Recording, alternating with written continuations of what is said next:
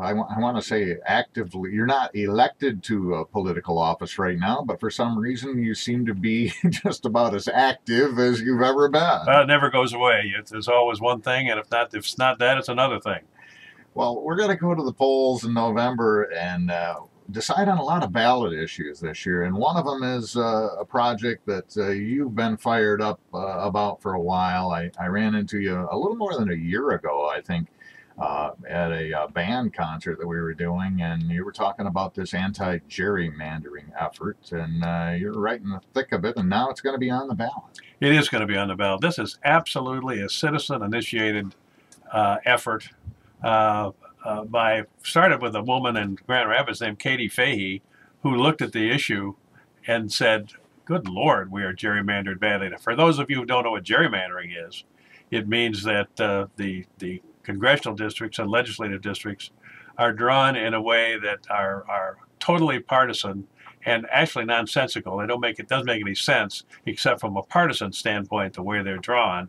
And this goes all the way back to the early 19th century to a fellow named Elbridge Gerry, who was governor of Massachusetts. Actually, he was a signer of the Declaration of Independence. A lot of people don't know that. But in any event, in the early 19th century, he was governor of Massachusetts, and he drew districts, and somebody looked at the outline of one of the districts, said it looks like a salamander.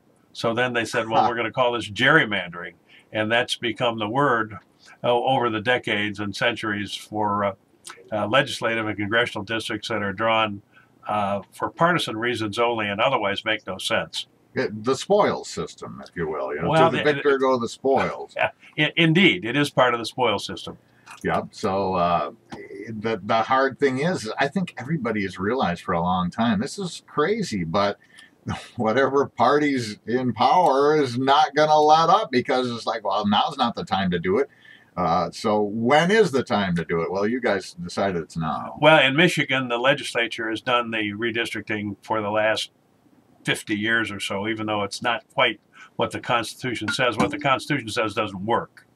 And when I was in the legislature, I went through 2 redistrictings. And all I can tell you is that the plan was dropped on our desks. We voted on it that morning, and that was it. It's all done in the back rooms. It's done by demographers and computer people who are very smart. But in the Michigan's case, it was done by the Republican Party the last 2 times. The most egregious example is 2011 after the 2010 census. And people took a look, both Republicans and Democrats, and said, this really makes no sense. And I would ask your listeners to take out a book or take out their computers and pull up the map of the 14th congressional district in Michigan, the 14th district, and take a look. And that is a pluperfect example of gerrymandering. And what we want to set up is a commission. It's essentially nonpartisan. It would be 5 people who have no partisan affiliation whatsoever, 4 people who might identify as Republicans, 4 people who might identify as Democrats, total of 13. And they will indeed draw district lines that make sense. This is much like they do in California now. What was the process to get this thing together to put on the ballot? Well, this is a citizen effort in that it's an initiative, and there were almost 500 people out on the street collecting signatures. The appropriate number of signatures were collected. It went through the process in the Secretary of State's office. She said it should be on the ballot. It was appealed. The Board of State Canvassers said it's okay. It was appealed again. The State Appellate Court said it's okay. We have vote of 3-0. It was okay again. And then they appealed to the Supreme Court. And the Supreme Court, by a 4-3 decision, which was totally partisan, except one Republican went over and voted as one of the 4 votes to put it on the ballot. So it's gone through every level of the Michigan judiciary and been approved, and now is on the ballot. It's Proposal 2, and I strongly recommend that people vote yes on Proposal 2. It is something that we need to do. Michigan and a couple of other states are, from the standpoint of political demographers and people who study gerrymandering in the legislatures and in Congress, Michigan's a laughingstock because of the way our districts are drawn. Some of it's pretty subtle. Some of it is just ridiculous. Who's against this? Who doesn't want it this time around? Well, if you take a look at who didn't want it and who has spent a lot of money, against it is the Michigan Chamber of Commerce, not the local chambers, but the Michigan Chamber didn't want it. And there are other organizations who have some big funders, probably more Republican than Democrat, though I don't want to say that because we have lots of Republicans who are supporting this. 25, 30 years ago issue. Would have been the other way around. Sure. And the thing about it is, if the other party, if you're one party and you control redistricting, fine, it's wonderful. But if the other party gets it, then you don't like it. Well, the other party in time, because things change as time passes, will get control of it. And what we're saying is let's have an essentially nonpartisan commission transparently draw these lines in Michigan, and we'll be a lot better off. I could be on that commission, couldn't I? Yes, you could. There are going to be 13 people? 13. And what's the makeup of these? Basically, it's going to be administered through the Secretary of State. And so you could apply if you wanted to be one of the 13 people. That's correct. The Secretary of State will put out, if it passes, will put out a notice that you can apply to be on a commission, and you could be named as one of those people who identify as Democrat, one of those people who identify as Republican, or one of those people who identify as independent. Some people say, well, golly, will that work? Well, I think it will work. It's worked elsewhere. California is the best example, and it is far better than the way it's done now, literally behind closed doors. Now, people could lie, though, couldn't they? And say, yeah. people always lie, but we know pretty well who people are, and people who would be applying for this. And there's no perfection in politics. Never has been, never will be. But I think this is a good idea. How would people be selected then to the final panel of 13? The Secretary of State. So the Secretary of State then is going to look at that and say, okay, this is a great candidate, you know, and either choose or reject applicants until it's narrowed down. Well, the Secretary of State, even though it's a partisan office, I served in the state Senate under Democrat and Republican secretaries of state. The Secretary of State happens to be a Republican now. Who knows? After the first of the year, maybe a Democrat. It's partisan, but pretty nonpartisan. I've never known a Secretary of State who acted in a grossly partisan way. Once the choice is made, then we're going to have a set amount of those that Democrat identify as a Democrat, a set amount Republican, and a set amount Independent. 4, 4, and 5. And then, so what? They're going to a plan will get submitted, or several plans may get submitted for a new district redistricting and reapportionment, and then what? How does it get? It will be submitted to the Secretary of State. Mm-hmm. Secretary of State will look at it, and that will be the plan. What we're trying to do is take it out of a very partisan decision, either Democrat or Republican, made by the legislature, which hasn't worked. And we're so badly gerrymandered. And they say, you say there's partisan gerrymandering, but you can take a look at other types of gerrymandering. Our congressional district, as an example. We orient east and west in this part of the state.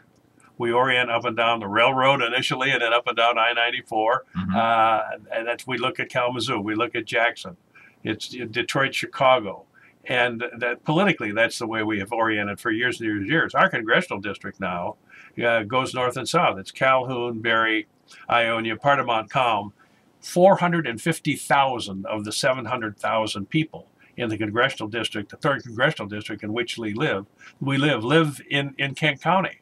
So we're overwhelmed by Kent County, and this district is drawn as a heavily Republican district, overwhelmingly taken over by the voters in Kent County. 450,000 out of 700,000 are Kent County residents. That is not right. The previous district, where we were going east down I-94, including Jackson County and including Out County, Washtenaw County, including Branch and Hillsdale and Lenawee counties, and Eaton County, made a lot of sense. And before that, for 90 years, Battle Creek and Kalamazoo were in the same congressional district, and that made even more sense. Joe Schwarz is with us, former congressman, state senator, former mayor of Battle Creek, for heaven's sakes, and I'm probably forgetting about 15 or 20 other ways that you've served the community, the state, and the nation. And in your service to the nation and before, you were able to become friends with Senator John McCain. And in fact, he ran his campaign here in 1990, right? 2000. 2000. Yeah, where was it? 1990. You met him back in the 90s, right? I did meet him in the 90s, yes. Now, you have a lot of things in common. One, you're old Navy men, right? Indeed, we're both old Navy men. Both served in Vietnam. His service obviously was tougher than mine. Yeah, tougher than many. One of my jobs when, and I can say it now, I was not able to say it for years and years and years, but my second tour in Vietnam was with the CIA. And one of the jobs we had was to try to find where American prisoners were held. We knew where Senator McCain was held, up at the Hanoi Hilton, but there were other areas that North Vietnamese and VC were holding Americans, and we were trying to find those. And I remember when I first met John McCain in the 1990s, we talked about that, and that maybe bonded us a little bit. But in 2000, I ran his campaign here in Michigan. We won the primary. We became even closer friends. And then when I went to Congress, John McCain was my mentor.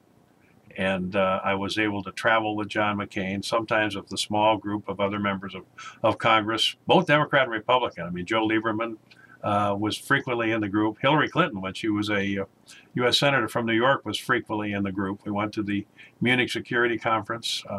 I went to Iraq and Afghanistan with John McCain, met with the King and Queen of Jordan in Amman, Jordan, with Senator McCain. And just Senator McCain and I traveled to London back in 2006 for a climate change conference. He was a great and true American. He was a fine man, a fine gentleman, and those of us who knew him well are heartbroken at his passing. I couldn't think of someone in the last 50 or 60 years with whom I could have been more fortunate to be associated in my time in the Congress. He was terrific. He was smart. He was patriotic. He was practical. He could work across the aisle, and he was very, very productive from that standpoint. Well, and you guys had a lot and more in common than just being in the Navy in Vietnam. I mean, yeah, both of you are pretty headstrong with opinions and would put what you think's right ahead of what a party might expect you to do. Well, that's true, certainly for John. He always did what was right in his mind, and that, of course, was not always the same opinion that others had on any certain issue. But somebody said the other day, not always right, but never in doubt. And that would be John. But I consider it one of the great privileges of my life to have known John, to have been close to him during my time in the Congress and during the time he was running for president in 2000 and 2008. And we have lost a true patriot in John's passing. Yeah, and now we'll have a replacement appointed by the governor there. That could change the scope of things a little bit because, frankly, there's no other John McCains. I mean, he was definitely a unique senator. John was one of a kind. He was unique in all ways. And what he went through at the Hanoi Hilton for 5 years, I think, not only do I think, I know, pretty much molded the rest of his life, because every time I introduced him, I would put in the sentence, this gentleman had to endure the unendurable. And he did. And he has done nothing but serve this country honorably and productively since that time, and we will miss him. I think many veterans, and especially POWs, they really don't talk much about that portion of their life, but he never really was afraid of it. I mean, he pretty much embraced it and used it, you know, like you said, to become the senator that he became. Well, that was John. He was up front on everything. Yeah, he'll definitely be missed. You know, it seems like we're kind of at a crossroads right now where political ideology is really taking a foothold, whether it be to the far left or the far right now, without a lot of in between. We have got to learn, and we have got to practice this. Our first loyalty is to the United States of America and to the state, the jurisdiction in which we live. Our first loyalty cannot be to a political party, either R or D or anything in between. our first loyalty has got to be to the betterment of the United States of America. And if you live by that credo, you're going to be okay. Seems like there's just an awful lot of incivility and lack of respect right now. I mean, people, not only do they lose sight of the fact, but they don't even want to hear the fact that half the world might have a different opinion or a different lifestyle or different beliefs. Well, that's one of the great things about being out there, as I have the privilege of being when I was a member of Congress, and before that when I was stationed at several embassies as a younger man. You learn that there's a whole world out there that might view the United States differently than you view it. You've got to be able to assimilate that and act accordingly, but always, always, always remember your loyalty is to the U.S.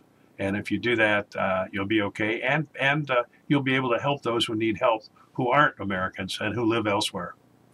Joe Schwarz, we appreciate you coming in. I think we'll have you back more often, especially as we get closer to the election and talk about this proposal. There are a few other questions I want to ask you about the nuts and bolts of how this anti-gerrymandering or gerrymandering reform proposal. Anti-gerrymandering reform proposal is a very good phrase. That's a good one. Joe Schwarz, our guest here on 95.3 WBCK.